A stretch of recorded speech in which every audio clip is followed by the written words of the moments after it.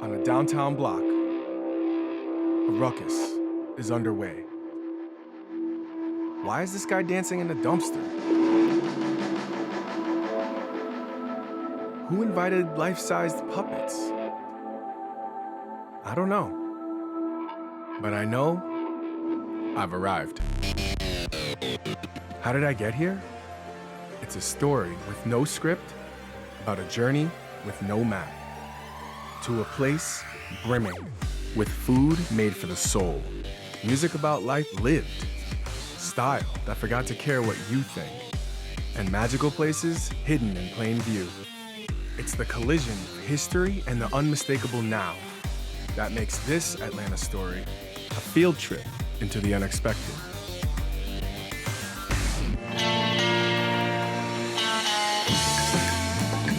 Trust the locals. You got one, man, a tree branch right there. Play with fire. Never turn down a good meal. Because if you let one thing lead to another, the voyage never ends. Life is good right now.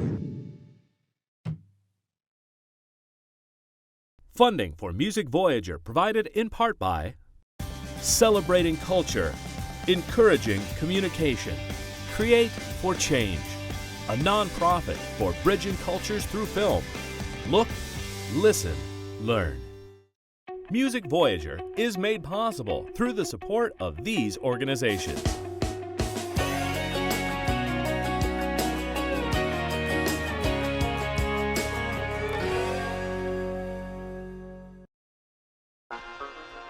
I don't know much about Atlanta, but here's what I do know. It's the birthplace of MLK and one of my favorite rap groups ever, Outkast. Some have called this place the Black Mecca. And so I begin my pilgrimage by reaching out to a man who I've been told is a student of both Outkast and Dr. King. His name is Killer Mike. We meet in the city's West End. This neighborhood was the first neighborhood built by black people for black people post-World War II.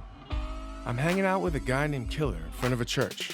Wait, why are we standing outside a church? I like walking into the same precinct I voted in since I was 18 years old, so I came and voted because that's what I do. Out of the gate, Atlanta has thrown me a curveball. And I guess I've disguised how not gangster I am at all, because Killer Mike promises to take me into his world. Our first stop, Mike's Man Cave, which he happens to own. This is the place where you come, you get a shave, you get a shape up, and get treated like a king for about an hour. I get wanting to be treated like a king, but why not just buy up a couple VIP tables at the club and call it a night? Why a barbershop? This is the next best thing to being a politician, because I don't have to pander people for money, but I get to know directly from the community what's going on, and it helps my music, because I try to talk about stuff that's relevant. And it gives black people jobs. Dads bring their sons, and so for me, you know, this is just my way of putting the type of business in the community I think the community deserves. As man caves go, this one was clearly carved out with a conscience. Mike even tells me he'll give local kids one of his vintage model cars. These ain't cheap either. If they get good grades. You know, people say, oh, you shouldn't get anything for doing the right thing. Why shouldn't you? Positive reinforcement. Yeah, people who do the bad thing get stuff all the time. But I still have to ask. Your name's Killer Mike. I got that name freestyle battling when I was like 15 years old. And then an older dude jumped up and said, that kid's a killer. I never killed nobody, but I'm Killer Mike. So, you know, I think about gangster rap. I don't think about someone going out and voting. I grew up around a lot of strong black men. I grew up seeing black men make dramatic change in my community, and I was determined to grow up to be one of those guys. We stop off at a West Side staple for some real deal soul food. You know, you can get this many black people eating at a soul food place at one time. It's some good food, because everybody in here can cook this food. You get what I mean? On any given day, you'll see any one of Atlanta's more prominent people coming to eat here. If your city councilman has done something to aggravate you, you'll probably bump into him and give him a piece of your mind here. Okay, so the first thing Atlanta has taught me is that it's home to a man named Killer Mike, who might just be one of the most unexpected activists I've ever encountered. I don't even remember why I was nervous to hang with this guy. And just when I'm convinced Mike is really just this big, lovable teddy bear, Killer Mike takes the stage at a club called The Masquerade and earns his name.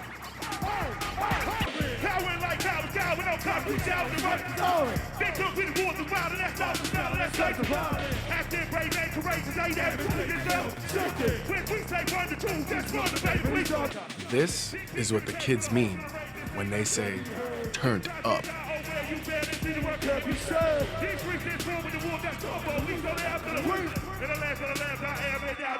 Run the Jewels has quietly turned into one of the biggest hip-hop albums of the year. Yep, that's Big Boy from Outkast with a surprise guest appearance.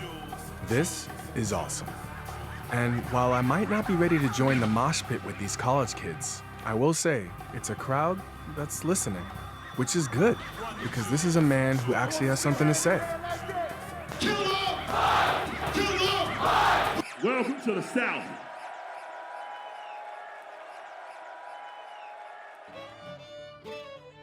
Full disclosure, I'm a little hungover from Killer Mike's mic killing, and I could use some breakfast food. This farmer's market is less than a mile from Mike's concert, but it feels like another planet. Thankfully, it's a planet that has grits. What's the difference between the grits that you guys are serving down here and then what I'm getting up in New York City? The grits down here are probably better. I'm a New Yorker, and this kind of bluntness is exactly what I need at this time of day. Oh, and sweet potato biscuits, too. I soon find out why I feel so at home at Ron's table. I've been down here 14 years, and people call me out on being from New York all the time. Still, I guess I'm slightly abrasive. I guess my personality is a little direct. His New York attitude has earned him a nickname, the Angry Chef. He's pretty big on Twitter, and I'm starting to see why. You know who came up with the notion that because it's my birthday, I get a free dessert in a restaurant? Like, you go to a supermarket, and you're in the checkout line, you can't grab a pint of Ben & Jerry's and be like, hey, it's my birthday, and I'm gonna take this with me. He might serve up a little edge, but the neighborhood brunch crowd can apparently take a joke. This place is packed. That's what it's all about. Like, that's what I do. That's what I love doing. So for your brunch menu here, what's like the signature dish? Like, That's the Nasty McAllister. A fried chicken sandwich with Tillamook cheddar, scrambled egg, and smoked bacon. Actually, Food and Wine just named it one of the country's best hangover cures. I'm beginning to think this man was sent here to save Saturday morning for all of us. Hangover officially cured. That's nasty.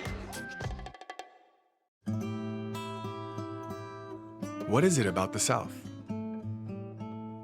There's something in the air that just begs you to slow down.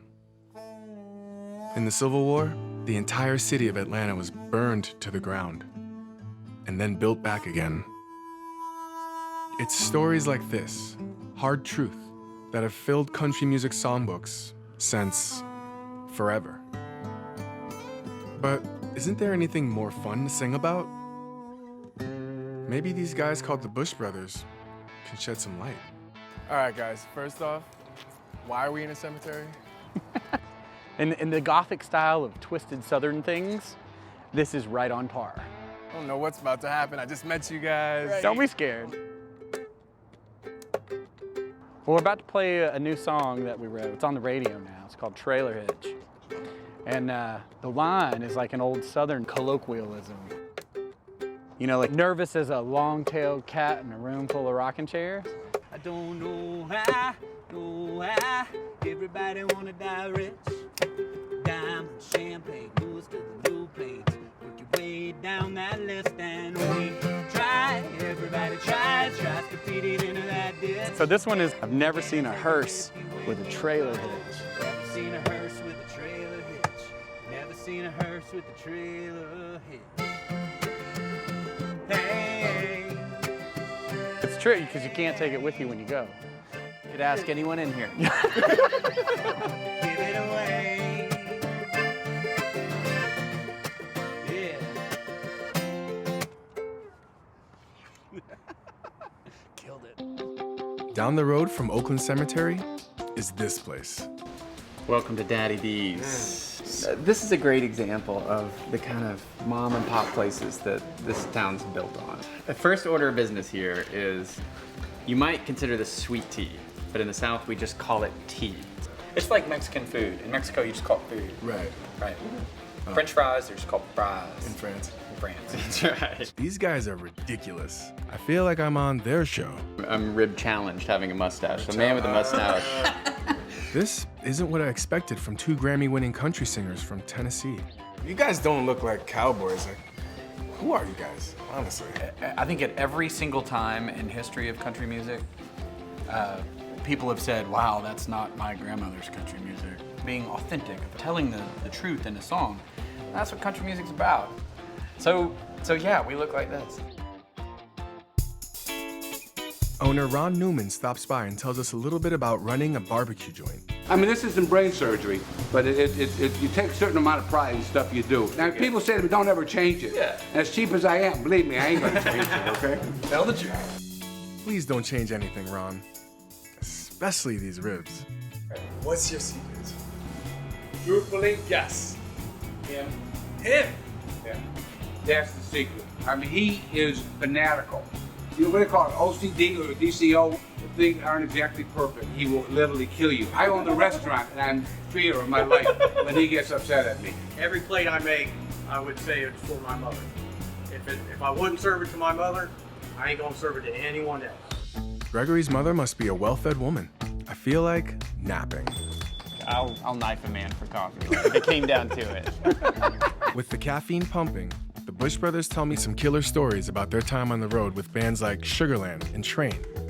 It makes me wonder, why come home at all? There's something that's just kept me here, and it's probably a combination of food and women and music, which is probably what makes everything work in the world. Great Southern trilogy, isn't it? But seriously, this isn't the only place with good food, music, and women. Here in Atlanta, it's still affordable to make mistakes. You know, you can say, you know what? I totally want to go explore EDM. Let's go for it. And then you're terrible at it. And then that's okay. And then you're like, oh, well, we sucked. I need to go back to country music. The Bush Brothers send me to a neighborhood called Little Five Points, where Atlanta's experimental spirit is alive and kicking. They've told me to find a singer named Ruby Bell and her band, the Soul Phonics, who've carved out a creative space in a room behind a burrito joint. Luckily, I have people who call ahead and warn folks we're coming. And luckily, it's these guys on the other side of the door.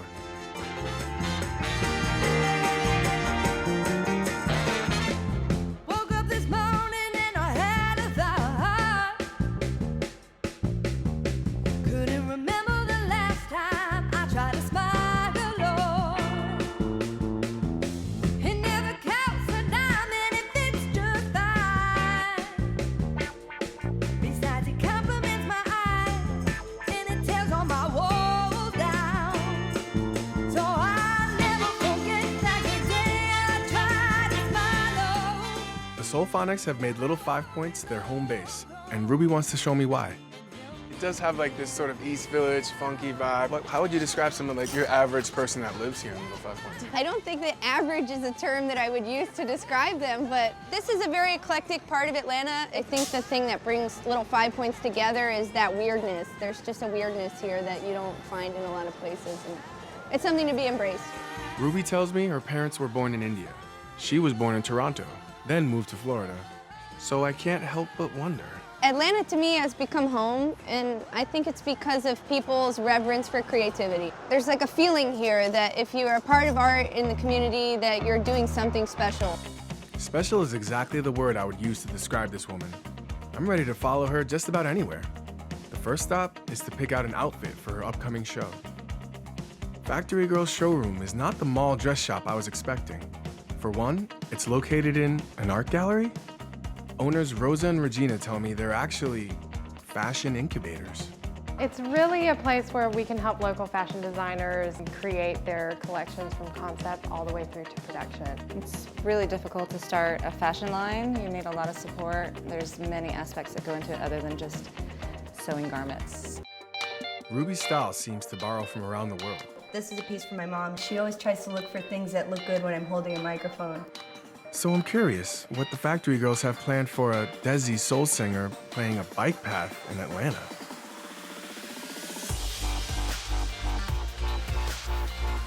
What do you guys think? It's not Ruby Bell. It's better, right? Yeah. It's super cute. Yeah, it's really fun. I like it a lot. It makes me want to do this. Really beautiful. And you have pockets, just in case. Yeah. Pockets are the best on dresses. I love it. We meet back up with the Soulphonics and Little 5 Points for some beer. What really has my heart about this place is the fact that they represent local breweries. You know, when we opened this place, people were like, what? No Budweiser, no Miller, no Coors? And we're like, sorry, you're not our customer if that's what you want to drink. Meet owner Molly Gunn. She's definitely put her stamp on this place. But what's with the suitcases? A customer once said, you're ready to up and move at any moment. I was like, yes, but there's nothing in them, unfortunately. Except for very bad customers. So you got some locals in front of you. We're starting with what's very near and dear to my heart. The first light one is Atalanta. It's from Orpheus Brewery, which is doing a lot of sour beer. Sour mashing uses the yeast that's in the air. You gotta have that. Each batch is individualized. Exactly, individualized, and it would be different if you made it in Texas or if you made it in North Georgia, but because they're right off Piedmont Park, so it's got that Piedmont Park flair.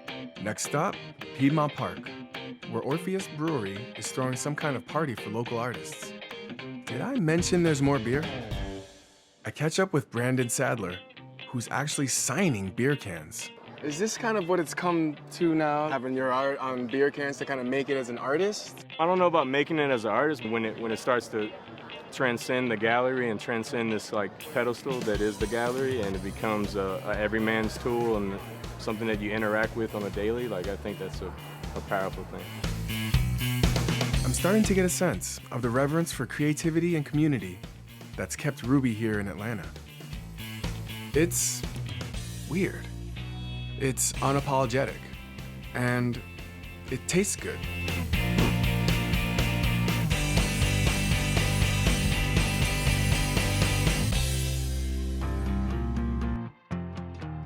Here at the Sound Table in the Old Fourth Ward, Ruby's Bacchanalia continues. They're hosting something called a pop-up kitchen. Well, tonight's theme is called Give It To Me Raw. So we're doing a Southern vegan, raw vegan menu. So instead of mac and cheese, you've got mac cauliflower. Instead of collards with bacon, you've got collards with cumin. I'm a little skeptical that raw vegan food can really work with a Southern menu. But these dirty South martinis with pickled okra are giving me hope that anything's possible. I wouldn't do it if it wasn't delicious, you know. I need to taste it to believe it, I think. No offense. As well you should. This is the Rombo Gumbo. Rombo Gumbo. That looks delicious too. No pigs were injured in the preparation of this particular dish. Love it. I gotta say, I'm a believer now. I am totally convinced. This is Southern cooking done raw. So we're here in the Old Fourth Ward. This is Atlanta. This is like the cradle of the civil rights movement, which it means a lot to all of us, you know? So we don't take that lightly. There's not a single corporate chain that's even touched this neighborhood. This is the birthplace of Martin Luther King Jr., and the neighborhood has not forgotten.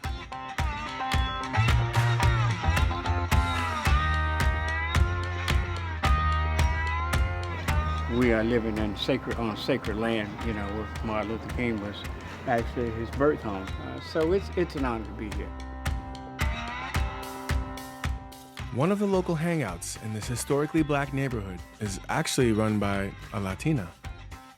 Ruby sends me to meet Myrna Perez, the queen of fruit. Born and raised on the Texas-Mexico border, it was really a sense of homesickness that set off her journey into fruitology. We are all fruitologists and smoothie surgeons. I kind of like consider myself maybe an aspiring fruitologist. What does it take? An aspiring fruitologist. What does it take I like for that. me to earn a lab coat? Do you think I have what it takes? Well, we can start today, actually. Oh, yeah? Yeah. Come on back, come on back. Well, right now I'm making a tropical fruit cup. It's called limonata. This is my favorite one. This is the reason why I opened up La Fruta.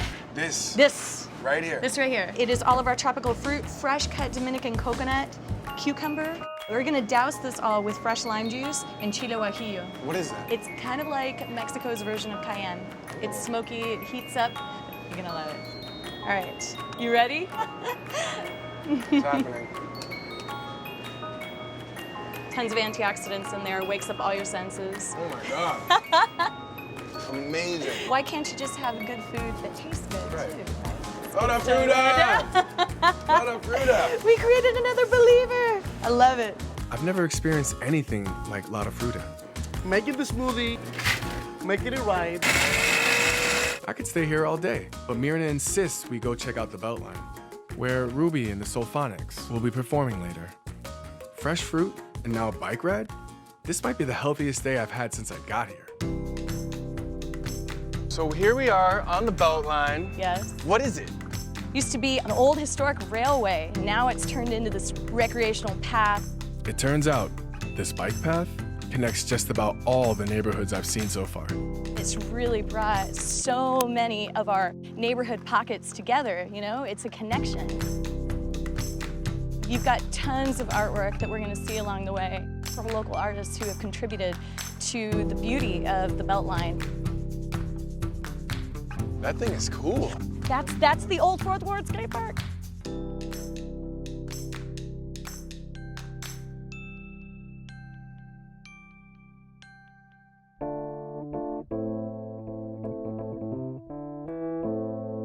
I head over to Ruby's apartment to sit in on a dress rehearsal and soak in this day. My dear, listen here. I know it's not right to see fellas losing jobs and people hopeless. People love to use the word creative to describe just about anything. But what I've seen of Ruby's Atlanta was something more than people just making things.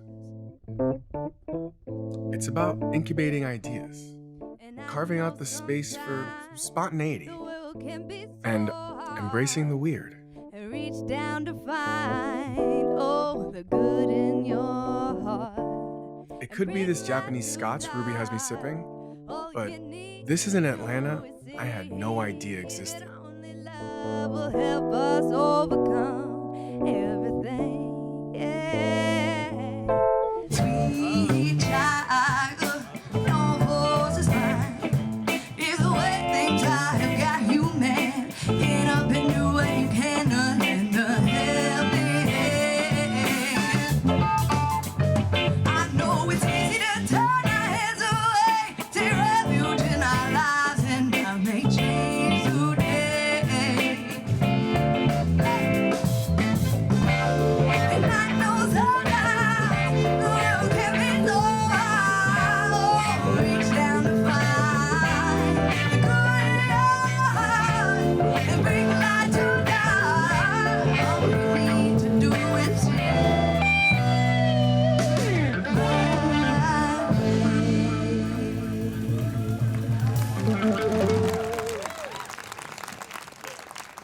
Thank you. It's my last day in this city, and Myrna takes me downtown. We meet up with Courtney Hammond, who's organizing some kind of happening. Well, we have this one project, it's called Dumpsters, and it's by the goat farm, and they've transformed these nasty things that you think about into these beautiful installations to Wait a minute. tiny like, galleries. Like trash. the dirty, nasty things putting- that yeah, I don't want art to in be the in. garbage. Are you hearing this? I need to see this. I need to see this.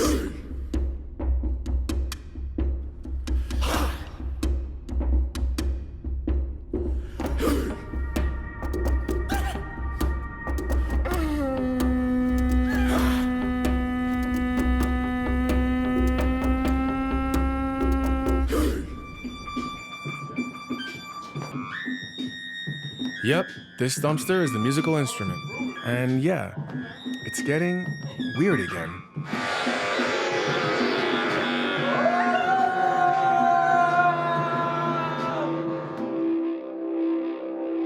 People are congregating at this gallery, where these puppets appear to be sleeping. Not for long.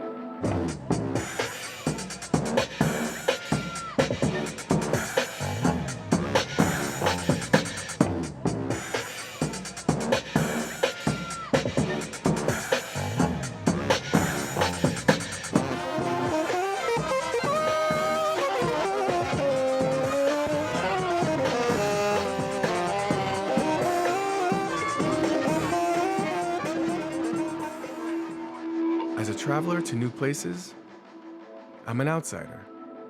I wipe my feet at the door and try not to offend the locals. I ask questions and hope for a good meal. But sometimes, if you're lucky, that door is opened all the way.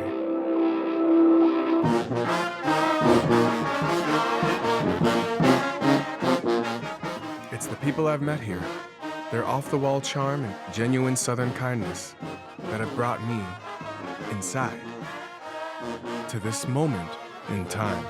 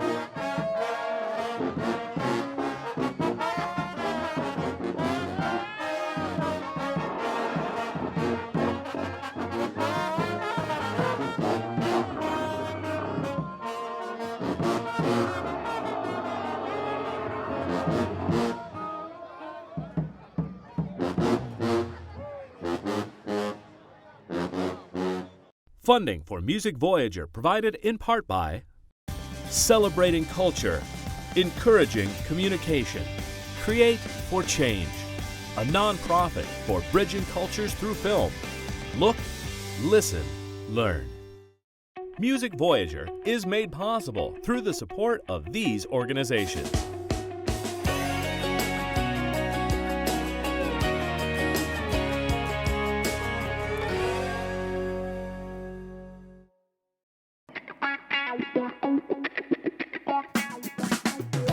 For additional information on the Music Voyager or the artists featured in this episode, visit us on the web at musicvoyager.com.